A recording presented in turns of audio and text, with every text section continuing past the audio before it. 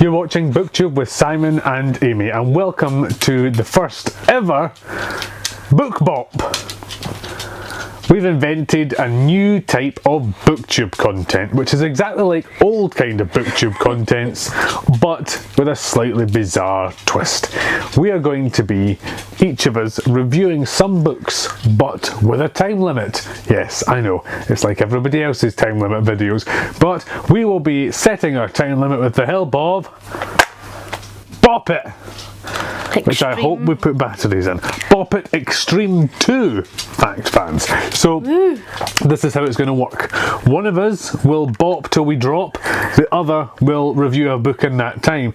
We don't know how long we've got to review the book, so we've got to try and get the main points in quickly, but also continue speaking till the bop drops. And while we are bopping, we're supposed to continue bopping as long as we can. Now, we've not practiced this, so this could be an epic fail of titanic proportions, which is a risk we're prepared to take for your entertainment. Yes. So, buckle up, have a seat, get ready for the ride, let's bop! Thank you. Right, Wales, you can't even be on me. Right. What have you done to it? How have you broken it already? Working like 2 minutes ago. What have you done? You've taken the batteries out, haven't you? You're a wind up. Give me a... Foxbot, solo. Yeah, numped. Let's bop! The Associate by John Grisham is about Kyle, who's blackmailed into working for a law firm against his will. They've got a compromising video, and he needs to work long antisocial hours to bill as many hours as possible to make them a lot of money. And so he's working for a client who's really, really good. He doesn't like it. Game over. 4, 7. Sorry, I'm pants. It's because you're so loud. I can't hear it. I'm like trying to listen with my old lady ears. And go. So this is Meddler Kids by Edgar Cantero. It's a bit Scooby-Doo-esque, so it's a group of kids. They solve mysteries in the summer, and the last mystery that they solved was more than it seemed. And so now that they're all grown up, they go back to investigate the proper horrors as to what happened in their wee summer town. It's absolutely fantastic. Loads of geeky references in it. Quite Lovecraftian with the monsters and everything that is in it. Female and female relationship that was done brilliantly between a lesbian and a straight female. I really, really enjoyed it. The characters were likeable, really fully developed. There's ghosts, there's a man in the mask, there's a dog. The dog was a highlight, so if you're a fan of Scooby-Doo, I'd definitely pick this up.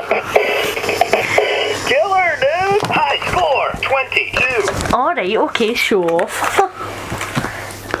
Oh no, this is wrong. Oh, right, okay. I need to get my head in the zone. Go! The Dinner is about two sets of parents whose boys have done something really, really bad. They've done a horrible crime. The book is split into the different courses from aperitif to dessert, and told from the perspective of one of the parents, one of the dads.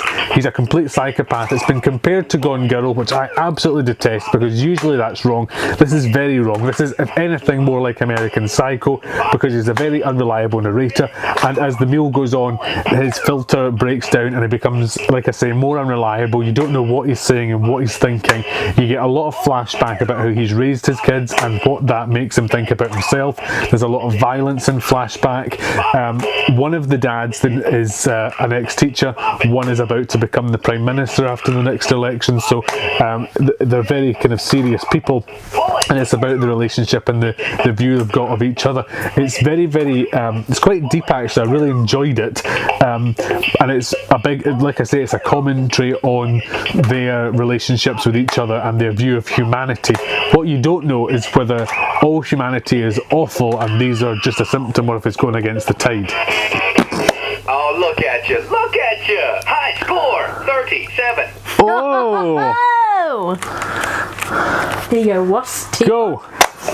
This is Death of a Ladies' Man by Alan Bissett, who's a Scottish author from Falkirk. It follows the story of Charlie Bain. Oh no! Maybe you'll get to know now. 4, 2. Maybe next time. I'll maybe just do that one next. Go! The Boy Who Could See Demons is told from the dual perspective of a young boy who reckons he can see a demon who wants to kill somebody. I didn't do that on purpose. 4-2. This is Death of a Ladies' Man by Alan Bissett, who's a Scottish author from Falkirk. We follow the story of Charlie Bain, whose life is basically fallen to bits. He's an English teacher, but he doesn't feel like he's really good at his job. He hates majority students. He's getting a divorce from his wife and he's moved in with his mum, who doesn't keep so well. And it's basically about the story of him trying to get through his life falling to bits. Through that he realises he's a bit of an arsehole, he's a sex addict, and it's about him trying to overcome that and everything that goes along with that journey. I mean, I got me done, that's fair. 15. Right. Go time. This is told from the dual perspective of a little boy who thinks he can see a demon and his child psychologist. The demon thinks he sees a demon who wants to kill somebody, and the psychologist has a daughter who has killed herself. The boy's mother has serious mental health problems and his dad isn't on the scene. Whether or not he sees a demon is totally irrelevant. We don't really find out whether or not he is seeing a demon. It's actually about the resilience of the little boy and the resilience of his psychologist and how their relationship helps each other. It's lovely, beautiful and heartwarming and very, very lovely. 4-17. 17 is better than your last one, in fairness. Yo! So this is Circe by Madeline Miller. It is a Greek mythology retelling about Circe.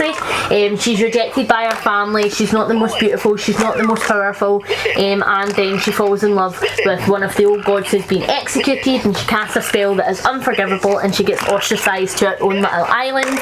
While she is in exile, loads of people pass through between different Greek mythological creatures, mortals, and it's basically about how all of them intertwine with her and her story, not only in learning to love herself but learning to love her magic, and it's absolutely fantastically written. I devoured it within a couple of days. We got this when we were down in London, and I read it on the train home and was pretty much finished the next again day. It was absolutely fantastic. Bit of romance, a hell of a load of empowerment, and who doesn't love a book about a god or a witch? Keep going. I've nothing else to say. The cover's absolutely gorgeous, and I'd highly recommend it. That's all I have. You need to keep going. I can't keep going, I've nothing left to say. Keep talking. That's the game. Oh, yeah. Well, that half a point. But better. Score 36. I still got the highest score of the video at 37, can I add? Well, very well done. If you fancied any of those books, comment below. If you read any of them, let me know. The Dinner and The Boy Who Could See Demons, you definitely have to read. I wouldn't bother with the Associate. It's a legal thriller in as much as it is set in a law firm, but there is no courtroom, no judge, no jury, no defendant, no thrill. Right. Thrillless. Yeah. Anyway, thank you for watching. Tune in again, and until next time, keep bopping. Keep. Well, not yet.